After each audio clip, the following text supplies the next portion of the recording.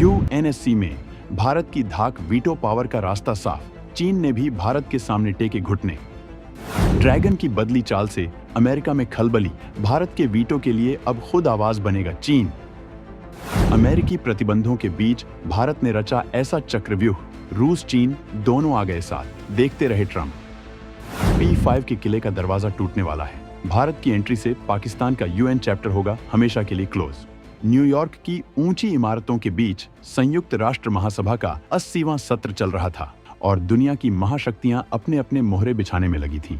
लेकिन इस वैश्विक मंच की चकाचौंध से दूर एक ऐसी कूटनीतिक क्रांति आकार ले रही थी जिसने दुनिया के सबसे मंझे हुए रणनीतिकारों को भी सकते में डाल दिया। यह उस नए भारत का उदय था जिसने एक ऐसा दांव चल दिया था जो आने वाली सदियों के लिए वैश्विक शक्ति की परिभाषा को बदलने की ताकत रखता है। सालों से संयुक्त राष्ट्र सुरक्षा परिषद में भारत की स्थायी सदस्यता की राह में चट्टान की तरह खड़ा चीन अचानक भारत के पक्ष में राग आलापने लगा था। रूस, जो भारत का सदाबहार दोस्त रहा है, इस बार पहले से कहीं ज्यादा मजबूती से भारत के साथ खड़ा दिखाई दिया।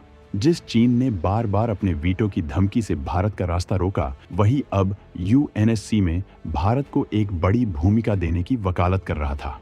यह कोई मामूली बदलाव नहीं था, बल्कि भारत द्वारा बड़ी ही खामोशी और चतुराई से रचे गए एक विशाल कूटनीतिक चक्रव्यूह का पहला अध्याय था। और यह सब तब हो रहा है जब अमेरिका ने भारत पर व्यापारिक प्रतिबंधों का हंटर चलाया है। लेकिन शायद अमेरिका यह भूल गया कि भारत दबाव में बिखरता नहीं, बल्कि और भी घातक होकर निखरता है। भारत ने इस अमेरिकी चुनौती को एक स्वर्णिम अवसर में बदल दिया और एक ऐसा पासा फेंका जिसने चीन और रूस को भारत के खेमे में आने पर विवश कर दिया। संदेश बिल्कुल स्पष्ट है। इस बार भारत यूएनएससी की स्थायी सीट और दुनिया के सबसे ताकतवर हथियार यानी वीटो पावर को हासिल करने के बहुत करीब पहुंच चुका है।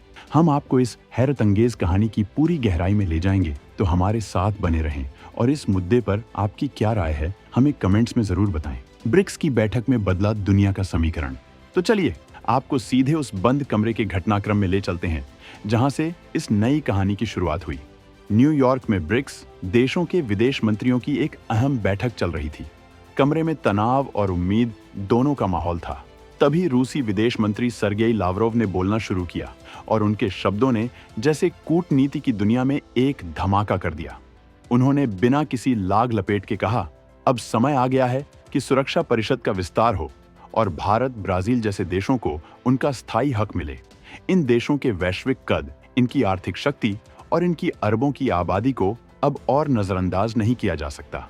यह रूस की तरफ से भारत के लिए एक खुला और दमदार समर्थन था, लेकिन असली भूचाल तो अभी आना बाकी था। इसके फौरन बाद चीन के प्रतिनिधि ने जो कहा, उसने इस पूरे खेल का रुख ही पलट दिया। चीन ने कहा कि अंतर्राष्ट्रीय शांति और सुरक्षा के लिए यह आवश्यक है कि संयुक्त राष्ट्र सुरक्षा परिषद को और अधिक समावेशी, इंक्लूसिव बनाया जाए।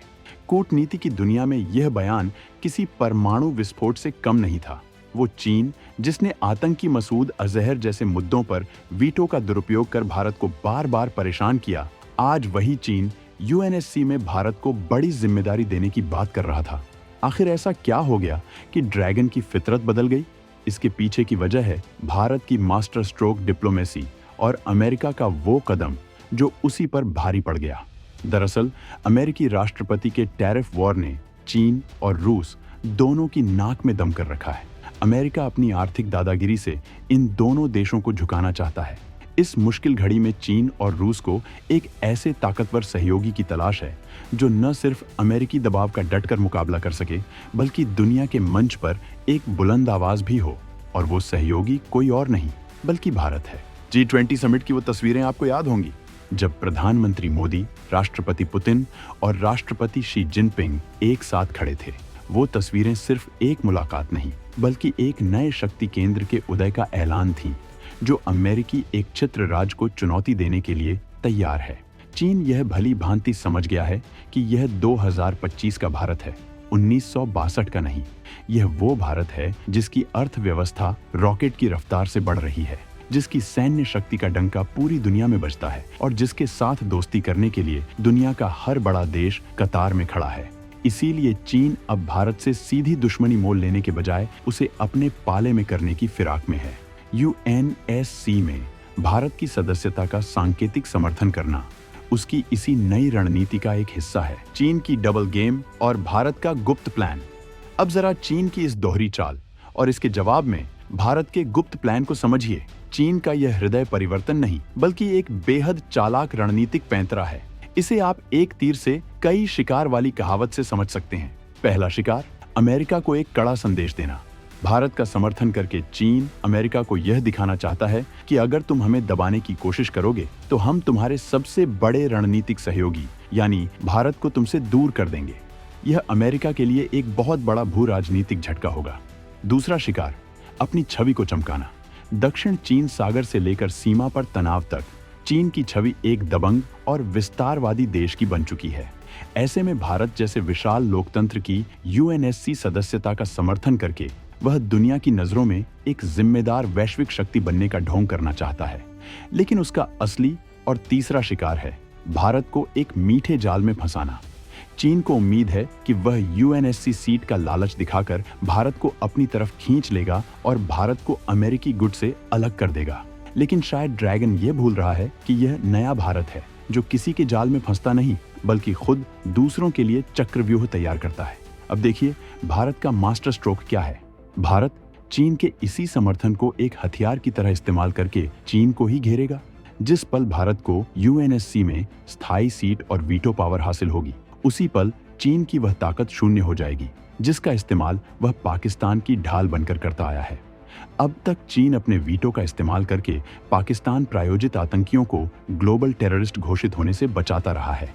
लेकिन जब भारत के हाथ में भी वीटो की शक्ति होगी तो वह चीन के हर उस कदम को रोक देगा जो भारत की सुरक्षा और संप्रभुता के विरुद्ध होगा। इसे कहते हैं वीटो न्यूट्रलाइजर। वीटो न्यूट्रलाइजर की भूमिका में आना यानी भारत अपने वीटो से चीन के वीटो को बेअसर कर देगा। यह चीन की अब तक की सबसे बड़ी कूटनीतिक पराजय होगी। पाकिस्तान का वह यूएन कार्ड जिसकी धमकी वह आए दिन देता रहता है वह हमेशा के लिए एक रद्दी का टुकड़ा बनकर रह जाएगा।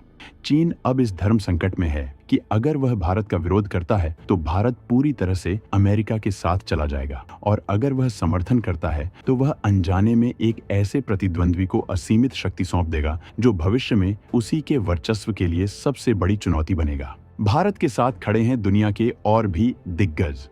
इस महागाठा में सिर्फ चीन और रूस ही नहीं बल्कि कई और भी महत्वपूर्ण किरदार हैं जो भारत के इस मिशन में उसके साथ कंधे से कंधा मिलाकर खड़े हैं। रूस का समर्थन केवल बयानों तक सीमित नहीं है। पर्दे के पीछे क्रेमलिन पूरी शिद्दत से भारत के लिए समर्थन जुटा रहा है। भारत और रूस की दशकों पुरानी मित्रता अब एक ऐसे रणनीतिक गठबंधन में तब्दील हो रही है जिसकी ताकत का अंदाजा शायद व्हाइट हाउस को भी नहीं है। खुफिया सूत्रों के हवाले से यह भी खबर है कि यूएनएससी सीट की आड़ में भारत, रूस और यहां तक कि चीन के बीच एक गुप्त सैन्य तकनीकी साझाकरण समझौते की नींव रखी जा सकती है। इसका अर्थ यह होगा कि यह तीनों देश रक्षा प्रौद्योगिकी के क्षेत्र में एक दूसरे की गुप्त रूप से मदद करेंगे जिसकी खबर पश्चिमी देशों को कानों कान नहीं होगी।